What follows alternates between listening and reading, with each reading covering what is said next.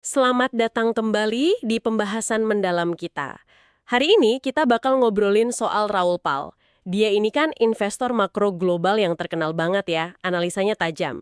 Tapi yang menarik sekarang dia juga jadi salah satu pendukung paling vokal buat dunia NFT dan seni digital. Agak unik ya kombinasinya. Unik banget, dari makro ke seni digital gitu.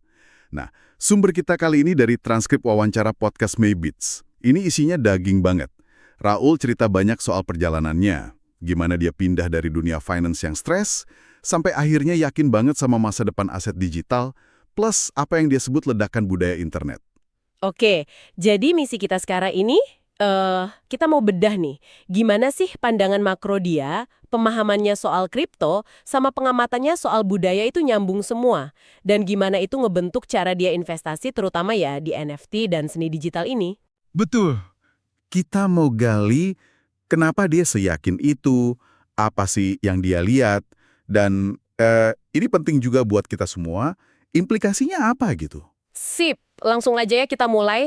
Latar belakang Raul ini, wah ini menarik sih, nggak kayak cerita sukses biasa.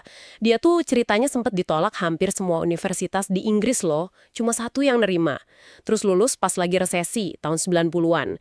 Tapi hebatnya, dia bisa masuk Goldman Sachs. Wow, Goldman ya. Di sana dia malah sempat megang bisnis hedge fund mereka, terus pindah ke GLG Partners, bikin makro hedge fund sendiri. Tapi yang bikin beda, dia kayaknya nyari kualitas hidup gitu.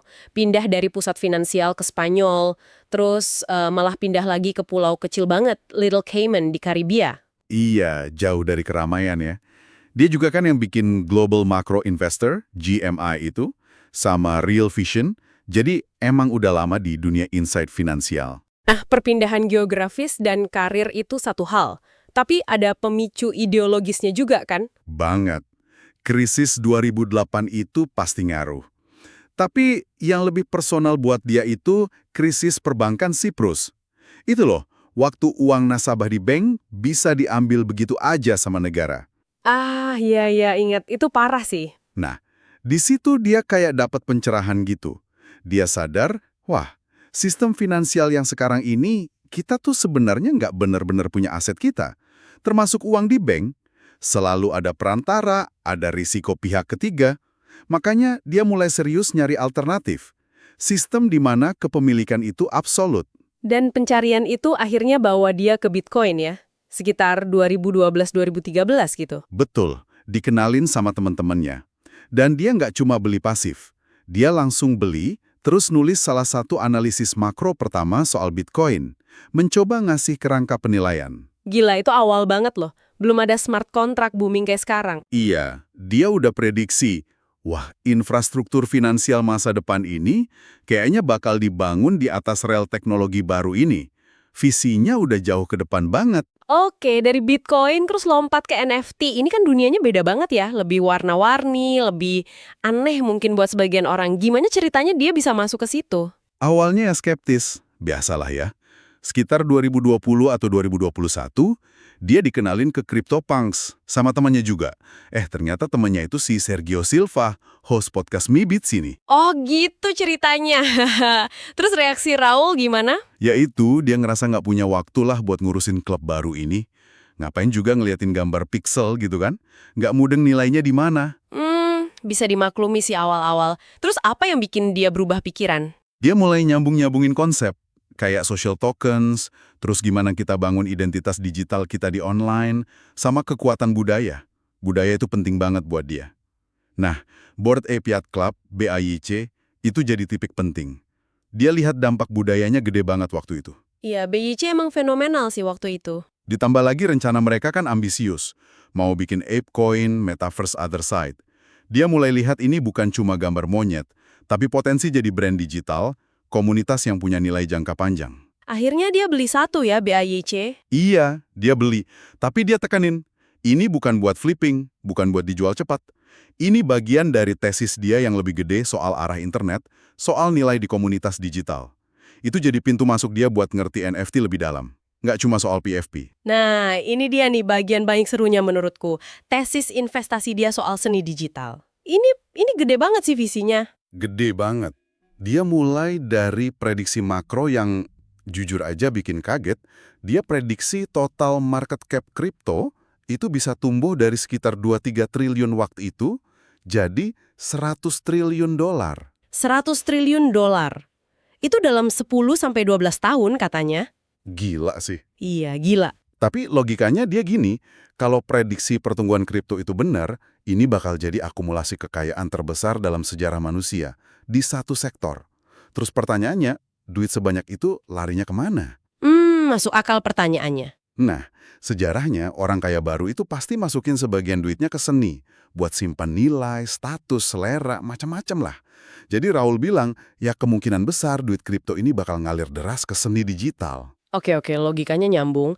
Terus gimana dia milihnya, kan seni digital banyak banget? Nah, dia mikir gini, di konteks aset digital asli internet ini, mana yang lebih penting buat nilai jangka panjang?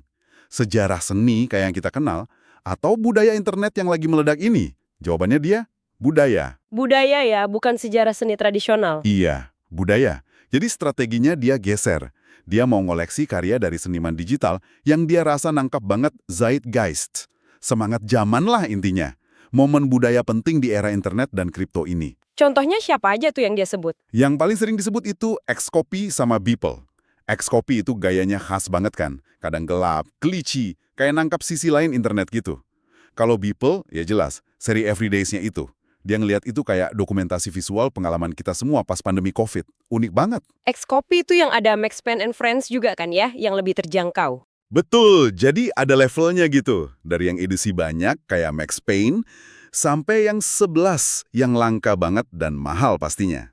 Jadi dia lihat NFT seni ini bukan cuma aset buat trading ya, lebih kayak artefak. Persis, artifak budaya digital.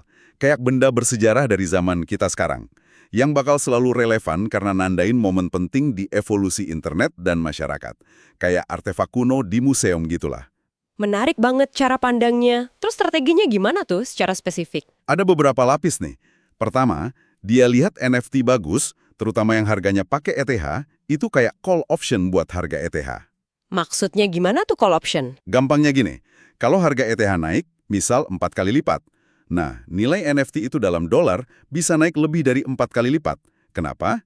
Soalnya pas pasar lagi bagus, bullish, harga NFT dalam ETH-nya sendiri juga cenderung naik karena banyak yang mau beli. Jadi kayak ada efek pengganda gitu. Oh, oke, paham. Jadi potensi untungnya bisa lebih gede dari cuma megang ETH ya. Terus apa lagi? Dia juga percaya banget sama yang namanya perdagangan siklus kedua, second cycle trading. Idenya, setelah gelembung awal pecah, banyak proyek kan hilang tuh. Nah, proyek atau seniman yang bertahan, yang nunjukin Lindy Effect. Lindy Effect? Apa tuh? Itu ide bahwa semakin lama sesuatu bertahan, makin besar kemungkinan dia bakal terus bertahan di masa depan. Kayak udah teruji waktu gitu. Nah, yang bertahan ini jadi taruhan yang lebih aman, tapi potensinya masih gede di siklus berikutnya. Makanya dia justru beli Xcopy sama Beeple pas pasar lagi sepi di awal 2024. Wah, justru pas lagi lesu ya dia masuk, berani juga. Iya, karena dia yakin fundamental budayanya kuat, nggak bakal hilang gitu aja. Dan ini penting, perspektif waktunya dia tuh panjang banget. 10-15 tahun. Bukan mikir bulan depan harga naik. Kayak kolektor seni beneran ya, yang beli Warhol atau Basquiat pas awal-awal gitu. Betul, dia bandinginnya ke situ. Nilainya kan baru meledak puluhan tahun kemudian. Karena relevansi budaya sama nostalgia generasi. Dia juga pakai analogi mobil klasik. Orang kan seringnya beli mobil impian masa kecilnya pas sudah mapan umur 40-an, 50-an.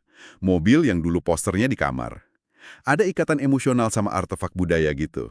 Bahkan PFP kayak CryptoDickBuds atau MeBits juga dianggap artefak budaya sama dia.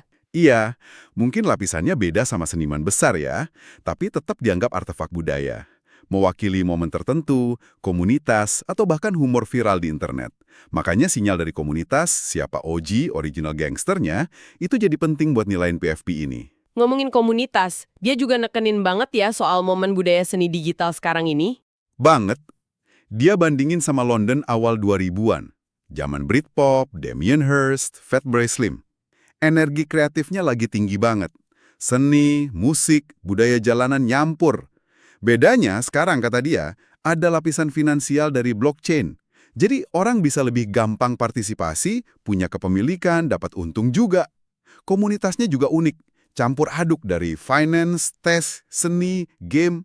Tapi kan buat orang baru, apalagi yang modalnya terbatas, susah ya masuk ke pasar seni digital yang udah mahal. Dia ngakuin itu sih, susah emang, sama kayak pasar seni biasa.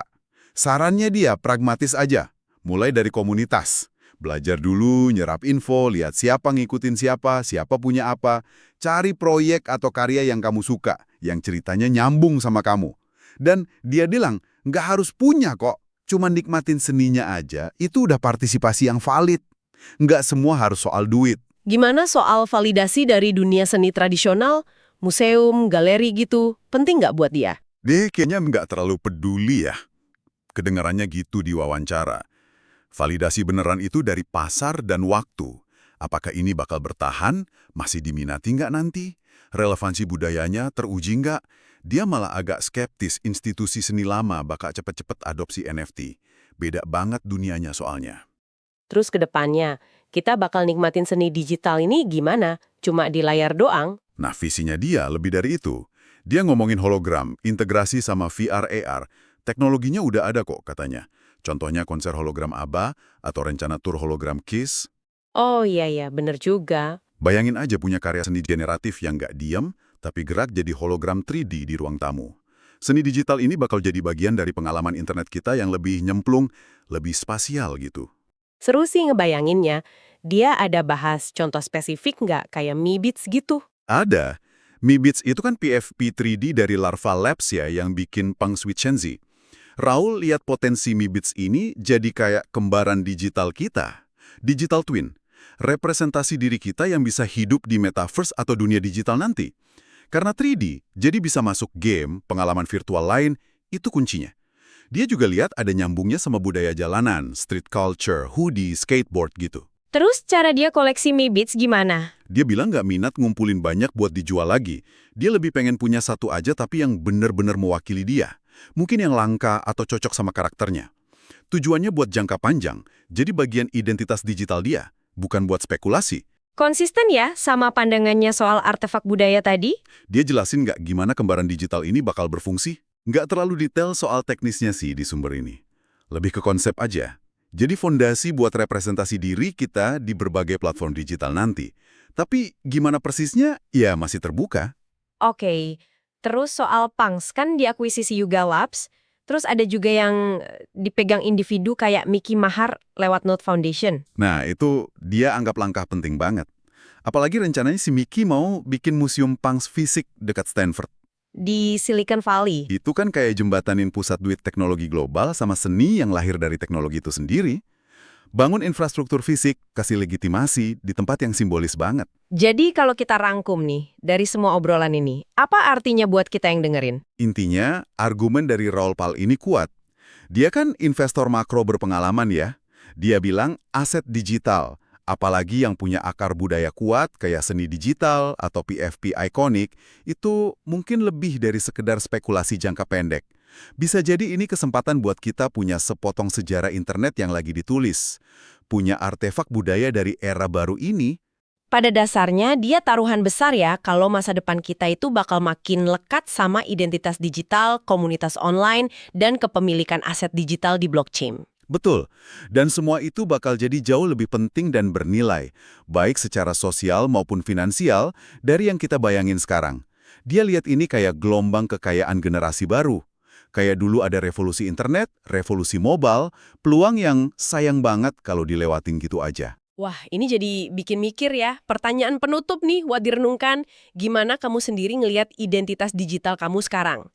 Di dunia yang makin digital ini, mungkin nggak sih representasi online kamu, komunitas kamu sekarang, entah NFT, domain kripto, atau bahkan reputasi online kamu nanti punya nilai yang jauh lebih gede, baik pribadi maupun finansial, dari yang kamu sadari sekarang?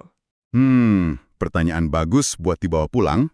Sampai ketemu lagi di pembahasan mendalam kita berikutnya ya.